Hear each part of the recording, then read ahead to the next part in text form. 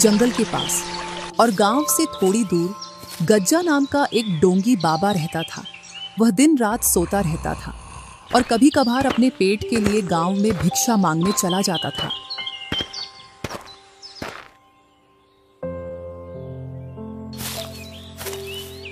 अरे, आज फिर से सूखी रोटी और दाल मिली है, जबकि गांव के कई घरों से पकवान की खुशबू आ रही थी। गांव वाले कभी साधु संत का सत्कार करना नहीं जानते। ऐसे ही गुनगुनाते हुए गज्जा अपनी कोठरी के पास पहुंच जाता है। वहीं रूखी सूखी रोटी खाकर वह सो जाता है।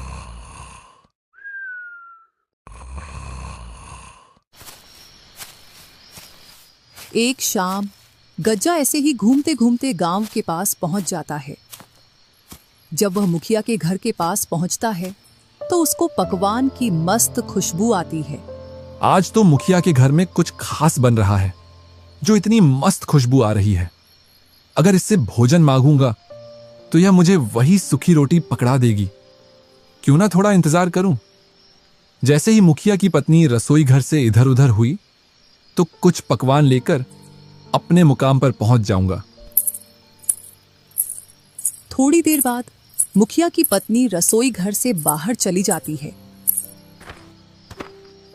इस मौके का फायदा उठाकर गज्जा पकवान उठाकर ले आता है और अपनी कुटिया की ओर चल देता है। अपनी कुटिया में पहुंचकर मस्त खाना खाता है और बोलता है, जो चोरी के भोजन में स्वाद होता है वह किसी और भोजन में नहीं होता।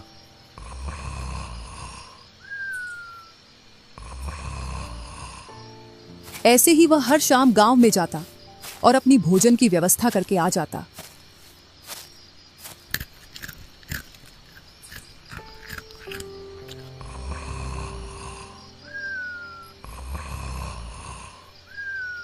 अब गज्जा का रोज का यही काम हो गया था।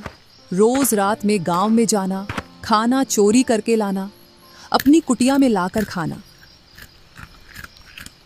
और दिन भर सोना।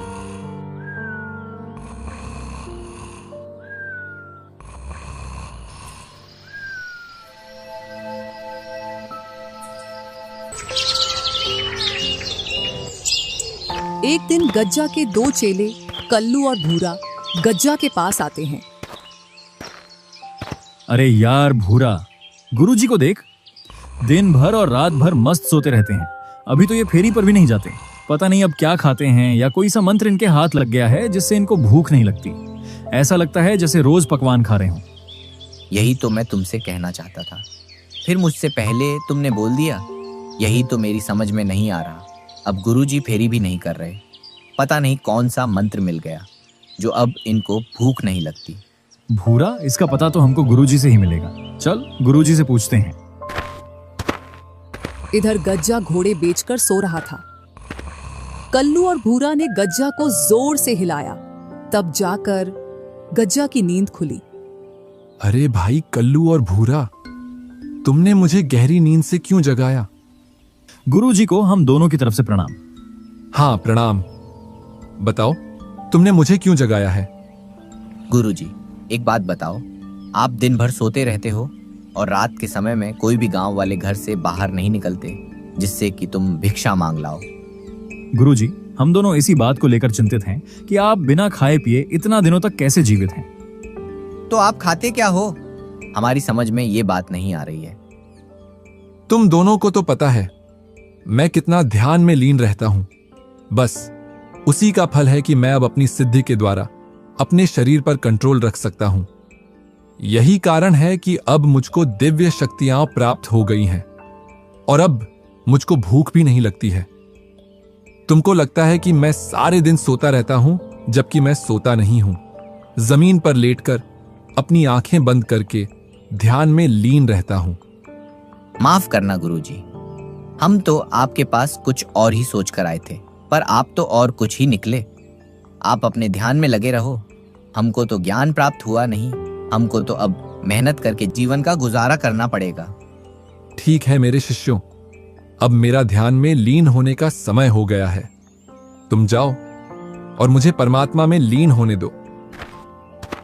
भूरा और कल्लू वहां से चले जाते हैं। इधर गज्जा अपनी नींद में व्यस्त हो जाता है। अरे यार भूरा, तुझको गुरुजी की बातों में कितनी सच्चाई नजर आती है। कल्लू यार, हो सकता है गज्जा को ज्ञान प्राप्त हो गया हो। वैसे तो वर्षों से गुरुजी बना बैठा है, क्या पता उसने कोई सिद्धि प्राप्त कर ली हो। कुछ भी हो भूरा, लेकिन मुझको यह बात हजम नहीं हो रही है कि उस गज्जा को सिद्धि प्राप्त हो सकती है। तूने देखा नहीं था वो किस तरीके से अपने शिष्यों के साथ बदतमीजी से पेश आता था। हाँ भाई, बात तो ठीक कह रहा है। उसने एक दिन गांव के रमेश की लड़की छेड़ दी थी जब वो उसके पास शिक्षा लेने आई थी। कुछ तो गड़बड़ है, इस गुरुजी पर निगाह रखना पड़ेगा। हाँ भाई, हम गुरुजी पर कुछ दिनों के लिए निगाह रखें, फिर हमको पता चल जाएगा कि वो क्या खाता है और क्या पीता है और उसको सिद्धि प्राप्त हुई है या नहीं। हाँ भूरा, तुम बिल्कुल सही बोलते हो। हम गज्जा पर कल से ही निगाह गड़ाकर उसकी निगरानी करेंगे, तभी उसकी सच्चाई का पता लगेगा। अच्छा हुआ उन दोनों कमीनों को मैंने मूर्ख बनाकर भेज दिया। अगर मेरी सच्चाई जान जाते तो ये मुझसे पहले गांव में पहुंच जाते और जिस भी घर में पकवान बनती तो वह चोरी करके ले आते या फिर गांव वालों के सामने मेरा भांडा फोड़ देते।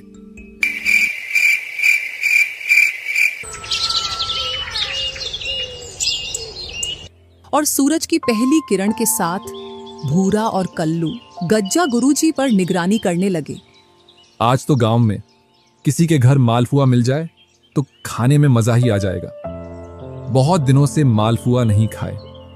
भूरा, वो देखो, गुरुजी जाग गए हैं और खुद से ही बातें कर रहे हैं। पता नहीं क्या बातें कर रहे हैं, सुनाई तो यहां तक नहीं दे रहा है। कोई बात नहीं है कल्लू, सुनाई नहीं दे रहा तो क्या हुआ, गुरुजी तो हमको दिखाई दे रहे हैं। जो कुछ बातें कर रहे हैं उसके हिसाब से आगे कुछ करेंगे, तभी हम उनका पीछा करेंगे। करने दो, क्या बातें कर रहे हैं अपने आप से। कल्लू और भूरा को सुबह से दोपहर हो जाती है। अरे भाई भूरा, देख, सुबह से दोपहर हो गई। गुरुजी यहां से तो कहीं भी नहीं गए हैं और एक बार कुठरिया में जाकर फिर से पेड़ के नीचे आकर दोबारा सो गए। कल्लू, तू जाने की तो छोड़, एक बार से दूसरी बार वे खड़े भी नहीं हुए। मुझे लगता है उनको सिद्धि प्राप्त हो गई है। हम तो वे फजूल में उन पर शक कर रहे हैं। चल, यहाँ से चलते हैं। अरे भूरा सुन, मान खड़ा रहे, उसे कोई सिद्धि प्राप्त नहीं हुई है। वो तो सोया पड़ा है। जब आदमी ध्यान में होता है तो आदमी अपने बलबूते पर खड़ा होता है, पर यहाँ गुरुजी को देख, वो जमीन पर ऐसे पड़े हैं जैसे पानी में भैंस पड़ी हो। कुछ न कुछ अवश्य है। तू रात होने का इंतजार कर। ठीक है कल्लू भाई, तुम बोलते हो तो इंतजार कर लेता हूँ। जैसे ही रात होती है तो गज्जा खड़ा होकर गांव की ओर चल देता है। अरे कल्लू, वो देख, गुरुजी तो गांव की ओर जा रहे हैं। हाँ भूरा, चल, हम भी इनका पीछा करते हैं। भूरा और कल्लू चोरी छिपे गज्जा का पीछा करते हैं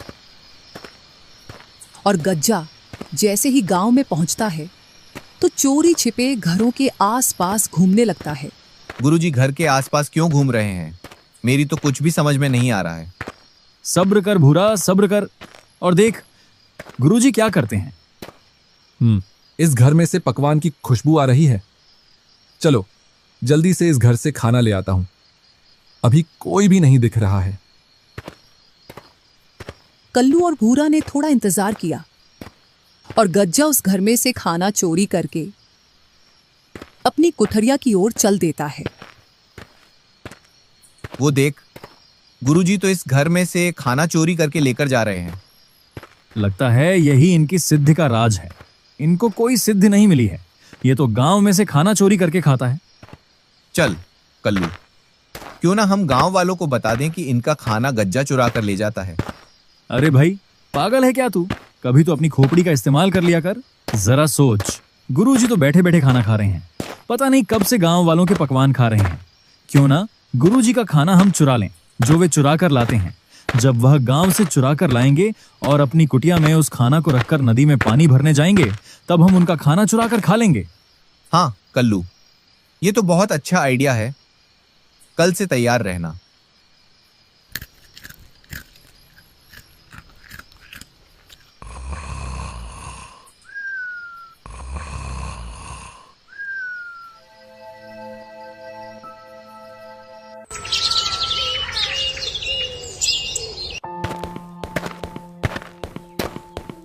चल गज्जा, तेरी ड्यूटी का समय हो गया। कल का भोजन तो बहुत ही स्वादिष्ट था। मालपुआ खाने का मन कर रहा था तो मालपुआ मिल गए थे। आज भी कुछ स्वादिष्ट खाना मिलेगा। चल गज्जा, चल।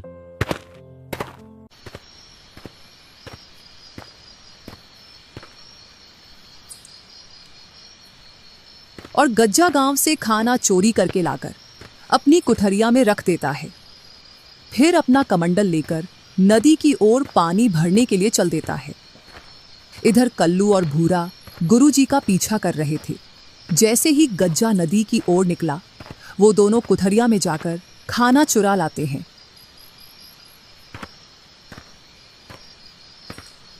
और दोनों जंगल में जाकर उस खाना को खाते हैं। अरे, मेरी पकवान कहाँ गई? आज तो मैंने बड़ी ही स्वादिष्ट पकवान बनाई थी। हाँ जी, सुनते हो? हाँ, भाग्यवान, क्या हुआ? मैंने बड़ा ही स्वादिष्ट खाना बनाया था। आपने पूरा खा लिया, मुझे और बच्चों के लिए भी नहीं छोड़ा। अरे, मैंने अभी तक खाना नहीं देखा। खाने की तो दूर की बात है। कुछ दिनों पहले भी अपने घर में ये घटना हुई थी। ऐसा लगता है जरूर हमारे गांव में कोई खाना चुराता है। गुरुजी को इतना अच्छा समझते थे, वो तो चोर निकले। अब तो हम भी चोर बन गए। चोर नहीं, महाचोर बोल भाई, क्योंकि अब हम चोर के घर से चोरी करके लाते हैं। ऐसा 3 दिनों तक चलता है। गज्जा गांव से खाना लाता और कल्लू भूरा उसकी कुठरिया में से चुराकर खा लेते हैं। 3 दिन से भूखा मर रहा हूं। खाना लेकर आता हूं और कोई चुराकर मेरा खाना खा जाता है। आज ना, पहले मैं पानी लेकर आता हूं, इसके बाद खाना चुराने जाऊंगा। गज्जा आज पहले नदी से पानी लाता है। इसके बाद वह गांव में खाना चोरी करने के लिए जाता है और कुछ देर बाद खाना चोरी करके ले आता है और वह खाना खाकर मस्त सो जाता है।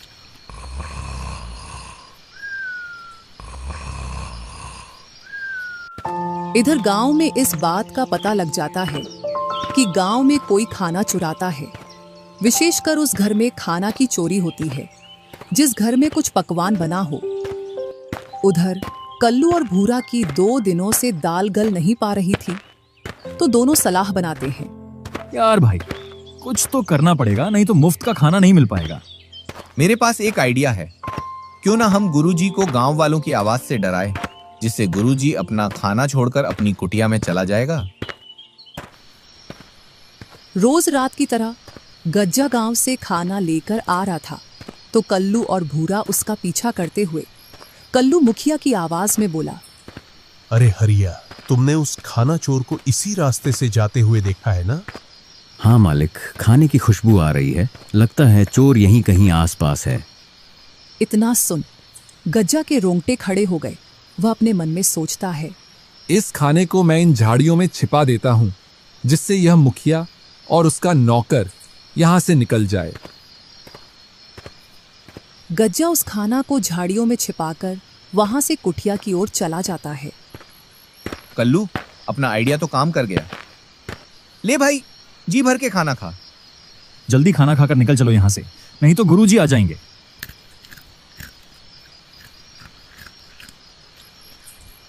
चलो, अपना खाना उठा ले आता हूं। जब गज्जा वापस झाड़ियों में आकर देखता है तो उसको झाड़ियों में कुछ नहीं मिलता। जरूर मेरे साथ कोई खेल खेल रहा है। कहीं कल्लू और भूरा तो नहीं, क्योंकि वे दोनों ही सबसे बड़े शैतान हैं। चलो, जो भी है उसको सबक सिखाते हैं।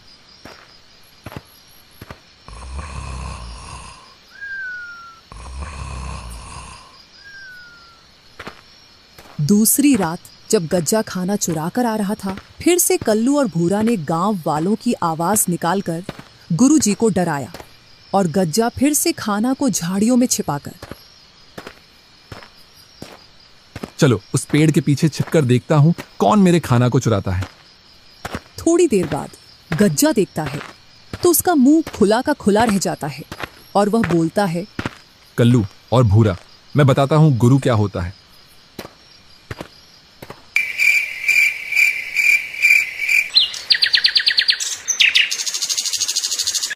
भूरा भाई, बहुत हो गया चोरी चोरी। चलकर कहीं काम धंधा देख लेते हैं। वो गज्जा गुरुजी अपन से 2 कदम आगे, कहीं फंसा ना दे। अरे तू इतना ना डर, जब तक मैं तेरे साथ हूं तू मुफ्त का भोजन खा और मजे कर। रात हो जाती है। दोनों गुरुजी का इंतजार करते हैं। आज तो बहुत देर कर दी, अभी तक गांव की ओर नहीं गया। लगता है आज तो भूखा ही रहना ही पड़ेगा। वो नहीं जा रहे तो क्या हुआ, क्यों ना अपन जी चलें गांव में खाना चोरी करने के लिए। दोनों गांव की ओर चल देते हैं खाना चोरी करने के लिए। जैसे ही वह खाना चुरा कर लाते हैं तो गज्जा एक पेड़ पर चढ़कर बैठ जाता है। जैसे ही वह दोनों उस पेड़ के पास आते हैं तो गज्जा बोलता है, कौन हो तुम और मेरे रास्ते पर क्या कर रहे हो? हम तो अपने अपने घर जा रहे हैं, और तुम कौन होते हमसे पूछने वाले? यह जंगल मेरा है और मैं इस जंगल का भूत राजा हूं। इतना सुन दोनों के रोंगटे खड़े हो जाते हैं, क्योंकि गांव वालों के मुंह से उन्होंने ऐसी कहानियां सुन रखी थी जो जंगल में भूतों के बारे में थी। क्या सोच रहे हो? अगर तुम्हें अपनी जान प्यारी है तो तुम्हारे पास जो सामान है उसे यहीं रख दो।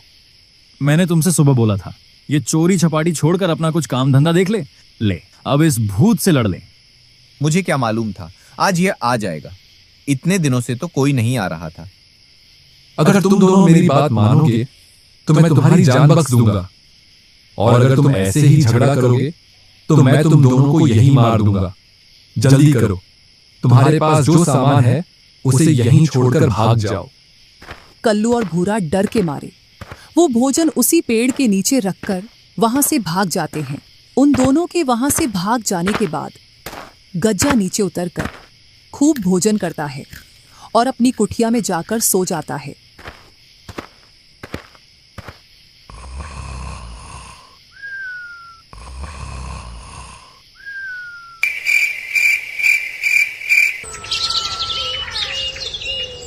दूसरे दिन देख भाई कल्लू, गुरुजी कैसे आराम की नींद ले रहे हैं। अगर ये भूखे होते तो उठ उठ बैठते। मुझे तो लगता है इन्होंने ही कल हमें बेवकूफ बनाया है। इधर पूरे गांव में यह बात फैल गई थी कि घरों से खाना चोरी हो रहा है। मुखिया जी, लगता है आप इस घटना को महत्व नहीं दे रहे हैं। हाँ मुखिया जी, कभी मेरे घर से खाना चोरी हो रहा है, कभी इसके घर से। कल को तो और भी बड़ी चोरी हो सकती है। जल्द ही इस समस्या का हल निकालिए। हल तो एक ही है, हम सबको मिलकर रात में अपने आसपास निगरानी रखना पड़ेगा, और साथ ही आज कोई भी व्यक्ति अपने घर में पकवान नहीं बनाएगा। पकवान सिर्फ आज रमेश के घर में बनेगा, तभी हम उन लोगों को पकड़ पाएंगे। जी मुखिया जी। चलो, इसका भी पता लग जाएगा आज। हाँ भाई, जरूर, क्यों नहीं। जैसे ही रात होती है तो वे दोनों अपने काम में लग जाते हैं।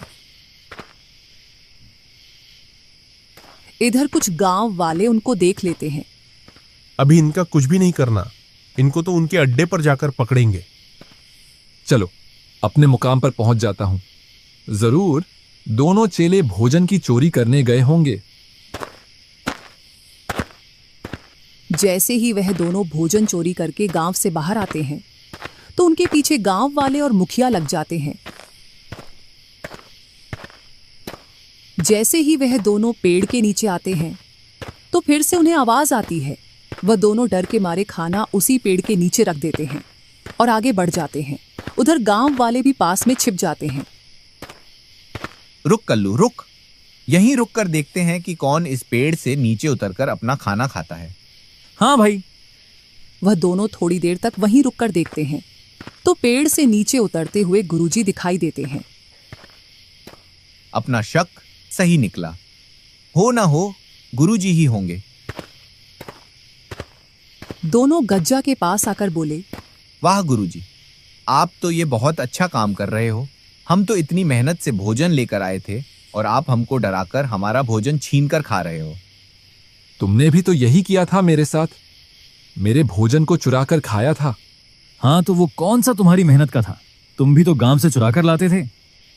बस करो तुम दोनों, वरना मैं सभी गांव वालों को बता दूंगा कि तुम गांव से भोजन चुरा कर लाते हो। हाँ, बता दो, हम भी बता देंगे कि जो पहले गुरु ने किया वही उनके चेलों ने किया। इतने में ही मुखिया और गांव वाले वहां आ जाते हैं और मुखिया बोलता है, हम ही आपके पास आ गए और हमें बताने की जरूरत नहीं है कि पहले कैसे गुरु हमारे भोजन को चुराता था और फिर बाद में कैसे उसके चेले भी हमारा भोजन चुराने लगे और गुरु और चेले एक दूसरे का भोजन चुराने लगे। अरे इतनी हेरा फेरी से कौन चोरी करता है? इसके लिए तो हमारे पास एक ही शब्द है, गुरु, चोर, चेला, महाचोर। चलो तुम तीनों को सजा मिलेगी, पकड़ लो इनको और ले चलो गांव में इन तीनों को।